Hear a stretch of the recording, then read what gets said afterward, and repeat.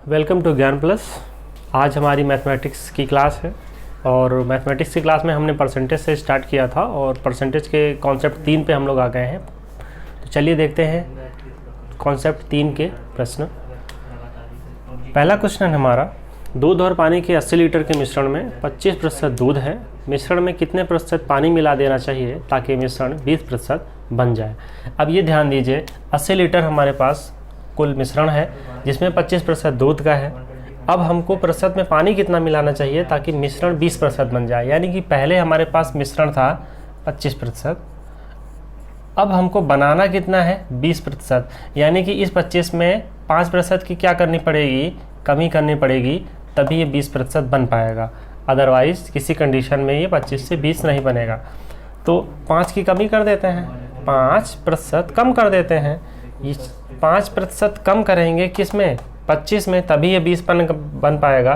तो 5 कम किया किस में, 25 में। 5 कम कर रहे हैं, देखिएगा ध्यान से, हम लोग क्या ट्रिक लगाते हैं। 5% कमी कर रहे हैं 25 में, तो क्या करेंगे, 5 को माइनस करेंगे 25 में। या तो पहले आप इसको क्या कर लीजिए, रिड्यूस कर लीजिए 1/5। अब 1/5 को तो कर ही सकते हैं, 1/5 कमी कर रहे हैं तो 1 को माइनस करेंगे किसमें, 5 में। तो ये हो जाएगा 1/4। 1/4 की क्या करनी पड़ेगी, कमी किया था तो वृद्धि करनी पड़ेगी 1/4। और किस में, क्वांटिटी कितनी है हमारे पास, 80 लीटर की। तो 80 लीटर को 1/4 करेंगे तो कितना आएगा, 20। यही आपका सही उत्तर हो जाएगा। यानी कि अगर 20 लीटर पानी मिला दिया जाए, 20% पानी मिला दिया जाए तो पूरा का पूरा मिश्रण 20% बन जाएगा। ठीक है, चलिए अगले प्रश्न की तरफ चलते हैं। हमारा दूसरा प्रश्न है, एक दुकानदार द्वारा बेचे गए गेहूं में 10% घटिया गेहूं है, 10% घटिया गेहूं है।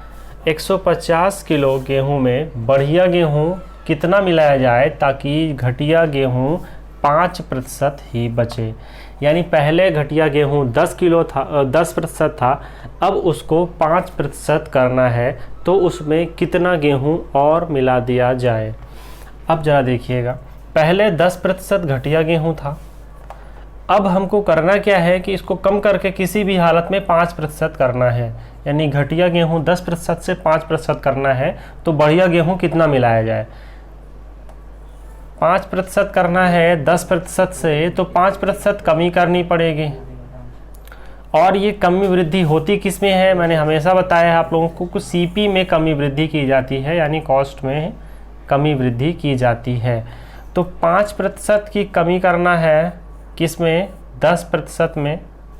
यानी कि ये हो जाएगा 1/2 की क्या करनी पड़ेगी, कमी करनी पड़ेगी, क्योंकि पहले से ही बोला गया है कमी करने को।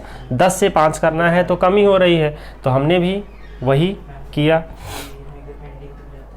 1/2 की क्या करनी पड़ेगी, अब कमी करनी पड़ेगी। तो इसमें कोई फॉर्मूले का यूज नहीं करना है, बता दिया है मैंने। अगर कमी है तो 1 की कमी है 2 में, तो इसको क्या कर देंगे, 1 को माइनस करेंगे 2 में, तो क्या बचेगा 1/1। ये 1/1 हमको लेके चलना है। देखिए गेहूं कितना मिलाना होगा, पहले गेहूं 150 किलो था, पहले गेहूं 150 किलो था, अब उसमें क्या कर दें, 1/1 की वृद्धि कर दें। और 150 में 1/1 मतलब वही रह जाएगा 1/1, यानी 150 किलो ही रह जाएगा। इसका मतलब ये हुआ कि अगर 150 किलो में और आप 150 किलो और मिला देते हैं अच्छा गेहूं, तो जो पहले 10% घटिया गेहूं था वो अब बचेगा केवल 5%। तो ऐसे प्रश्न को इस तरह से सॉल्व करते हैं। अगले प्रश्न की ओर चलते हैं। अगला प्रश्न हमारा है, एक पात्र में 10 लीटर दूध है जिसमें 5% पानी है, इसमें शुद्ध दूध कितना मिलाया जाए ताकि दूध में 2% पानी रह जाए। यानी पानी पहले भी प्रतिशत दिया हुआ था और पानी का प्रतिशत कम या ज़्यादा हमें करना है। तो ऐसे क्वेश्चन के लिए क्या करेंगे, 5% पानी है और पानी 2% रह जाए, ऐसा कुछ करना है। तो 5% से 2% आने के लिए क्या करना पड़ेगा, 3% कमी करनी पड़ेगी। तो क्या करेंगे, 5% से कितना आना है, 2%, और 5% से 2% आने के लिए क्या करना पड़ेगा, -30%, 3% करना पड़ेगा। ये 3% माइनस किया किस में जाता है, हमेशा बताया गया है कि सीपी में किया जाता है। तो ये 3 की कमी करनी पड़ेगी किस में, 5 में। इसको कैसे बताया है मैंने, इतने की कमी करनी पड़ेगी कि नहीं करनी पड़ेगी, क्योंकि 5 से 2 जाने के लिए 3 की कमी करनी पड़ेगी। तो इसको लिखते कैसे हैं, 3 की कमी करना है 5 में, 3 की कमी करना है 5 में। तो क्या कर देंगे, 3 इसमें कमी करते हैं तो नीचे वाले में क्या कर देते हैं, माइनस। तो 3/2, यानी कि जो मात्रा हमें दी गई है अगर 3/2 उसका निकाल दें तो वही हमारा आंसर हो जाएगा। 10 लीटर दिया हुआ है मात्रा, और 10 लीटर में अगर हम 3/2 करते हैं तो ये आता है 5 और 15 लीटर। ये हमारा सही उत्तर हो जाएगा। यानी कि 5% से 2% आने के लिए हमें क्या करना पड़ा था, 3% माइनस करना पड़ा था, और हमने 3% कम करने के लिए क्या किया, 3/5 किया, और 3 को 5 में से माइनस किया, क्योंकि 3% ही माइनस करना था। तो इस कमी को बराबर करने के लिए हमें क्या करना पड़ता है, जितना बोला गया है माइनस, हम माइनस करते हैं, और जो आता है वैल्यू उसको क्या कर देते हैं, वृद्धि कर देते हैं। और मात्रा दी हुई थी 10 लीटर, तो 3/2 गुणा कर दिया 10 में, तो हमारा उत्तर आया 15 लीटर। अगर 15 लीटर इसमें और मिला दिया जाए तो दूध में केवल 2% पानी रह जाएगा। अब चलिए, ऐसे कॉन्सेप्ट बड़े आसानी से आप सॉल्व कर सकते हैं इस तरीके से। अब चलते हैं दूसरे कॉन्सेप्ट पे और उसको समझते हैं। ये हमारा अगला कॉन्सेप्ट है, और अगले कॉन्सेप्ट के जो क्वेश्चन बनते हैं वो थोड़े से अलग हो जाते हैं बेसिक से, और इसको समझने का आसान तरीका है, आप बस ध्यान से देखते रहिएगा। दाल के एक मूल्य में 30% की कमी हो जाती है, और जब कमी होती है तो कोई व्यक्ति 350 रुपये में 7 किलो दाल अधिक खरीद पाता है। दाल के प्रति किलो घटा हुआ मूल्य क्या होगा। क्वेश्चन को ध्यान से समझिएगा, आसान है। 30% की कमी जब हो रही है तो 350 रुपये में 7 किलो दाल अधिक खरीद पाता है। कितनी दाल अधिक खरीदता है, 7 किलो दाल अधिक खरीदता है। यहाँ से एक चीज़ पता चलिए 30% जब कम हो गया कोई चीज़ का रेट, तो वो क्या कर रहा है, 7 किलो अधिक खरीद पाता है। यानी कि 1% क्या हो जाएगा, 7/30।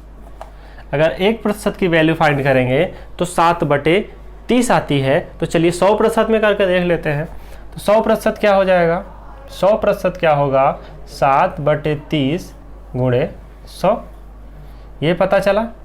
यानी कि 700/30, ये तो हो गया 100% की वैल्यू। हमको चाहिए क्या, 350 रुपये में इसका कंपेयर करते हैं, तो 1 किलो के हिसाब से हमारी वैल्यू पता चल जाएगी। कैसे करेंगे इसको, 350 गुणे ये जो हमारी वैल्यू आई है उसको क्या करना है, रेसिप्रोकल करके 30/700 कर देना है। क्या कर देना है, इसको रेसिप्रोकल कर देंगे, यानी व्युत्क्रम करेंगे, और इसी रेट में क्या कर देंगे, मल्टीप्लाई कर देंगे, और हमारा उत्तर हमारे सामने होगा। ठीक है, ध्यान से देखिएगा, केवल इसी को व्युत्क्रम करना है। तो ये इससे कटा और ये इससे कटा, 7 5 जा 35 एंड 5 3 जा 15, ये आ गया हमारा सही उत्तर। यानी कि 15 रुपये प्रति किलो दाम कम हो जाएगा। तो 15 रुपये प्रति किलो दाम कम हो जाएगा, ये इसका सही आंसर है। इस कॉन्सेप्ट का अगला प्रश्न देखिएगा, ध्यान से समझिएगा इस चीज़ को। चीनी के मूल्य में 20% की कमी हो जाने से कोई व्यक्ति 90 रुपये में 4.5 किलो चीनी अधिक खरीद पाता है। तो चीनी का मूल्य घटने के बाद क्या है, यानी कि 20% की अगर कमी हो रही है तो 90 रुपये में 4.5 किलो चीनी अधिक खरीद पाता है। तो अब हमें बताना है कि चीनी का मूल्य घटने के बाद क्या हो गया। जिससे वो अधिक खरीद, मूल्य घटा होगा, स्वाभाविक सी बात है। अगर मूल्य नहीं घटता तो वो चीनी अधिक नहीं खरीद पाता, यानी कि मूल्य घटा हुआ है इसलिए चीनी अधिक खरीद रहा है। तो कितना हुआ है घटने के बाद, ये हमको पता करना है। चलिए देखते हैं, जैसे पहले किया था उसी हिसाब से इसको चेक करते हैं। 20% की कमी हुई है, क्या किया था हमने, अगर 20% की कमी हुई है और इस 20% की कमी होने से क्या चेंजेस आ रहे हैं, वो 4.5 किलो चीनी अधिक खरीद रहा है, यानी 4.5 किलो चीनी अधिक खरीदता है। ठीक है, अगर ये 20% में 4.5 किलो चीनी अधिक खरीद रहा है तो इसको अगर मैं 100 कर देता हूं तो कितना खरीद पाएगा, तो कितना खरीद पाएगा। 100% करेंगे तो 4.5 किलो 100%, इसका जो सही उत्तर आएगा वो हो जाएगा 22.5। क्या आएगा, 22.5। 20% 4.5 किलो, तो 100% चेंज करेंगे तो 22.5 किलो ये बनेगा 100% में। अब हमको क्या देखना है, 90 रुपये में। अब इसी का कंपैरिजन क्या कर देते हैं 90 रुपये में, ये तो हो गया 22.5 रुपये इसका।